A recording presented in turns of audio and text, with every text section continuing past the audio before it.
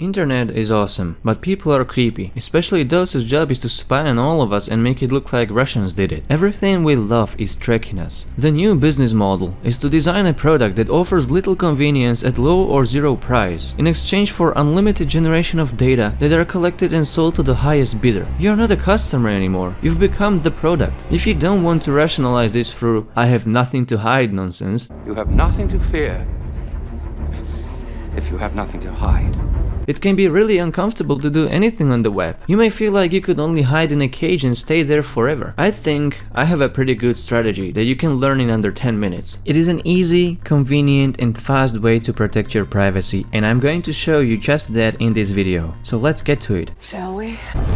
Here is what I see a lot of people are doing wrong. They open their browser, first tab is their Facebook, second is Gmail. They leave them open all day while they browse for work, school or fun. And because Facebook and Google plant cookies on your device that send to them your uniquely identifying information along with everything you do on that browser, they now own and sell everything they collect. The solution to this is to compartmentalize. The best way to do this is to use Tor Browser. It's a bundle that anonymizes your traffic. You can step it up right away and use it as your primary browser, but the slowdown of the internet traffic may discourage you. You can use Facebook Store Link, and your internet service providers will no longer be able to tie your browsing to your real identity. You can use mail clients like Mozilla Thunderbird for Gmail. Webmail is extremely insecure. Every time you log in or refresh, someone can attempt to spoof the JavaScript and get access to your messages. This is the most common practice of the government hackers. Using Mail client not only bypasses this security loophole, it also disables Google from planting those cookies through Gmail to track you down. For light browsing, use Brave, which works on any device and operating system. It blocks all advertisements and trackers by default. It only accepts the ethical ones which do not track you, so the right model is promoted. The choice is there for you to opt in or out of these advertisements as well. Learn to close your browser more frequently and configure it to delete your history and all the cookies. Google Chrome is the biggest pervert on your privacy. Everything gets sent to Google,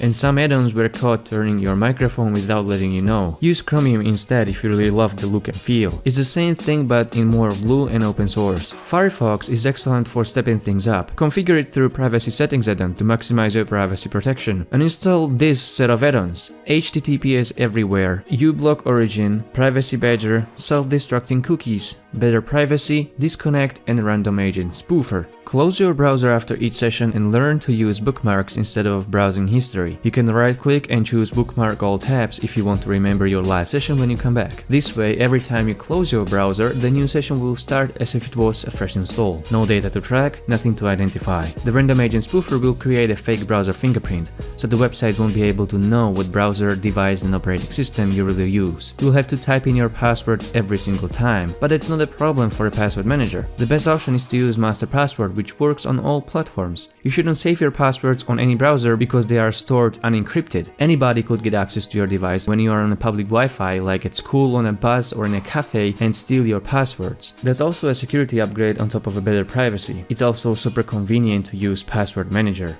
Use encryption whenever you can. Encryption is your ammunition. It works.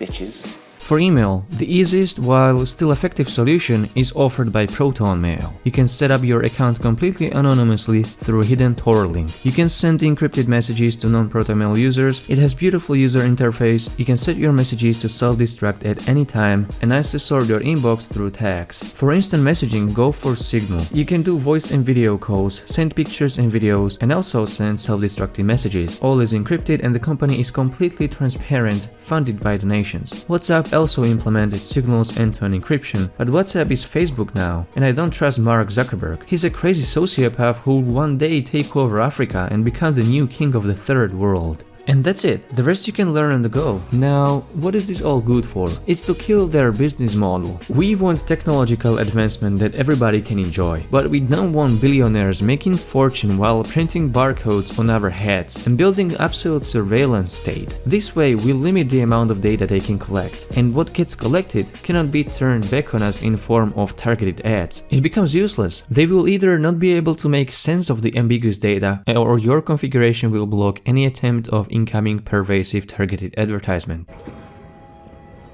Hello, Mr. Yakamoto. Welcome back to the Gap. How those assorted tank tops work out for you?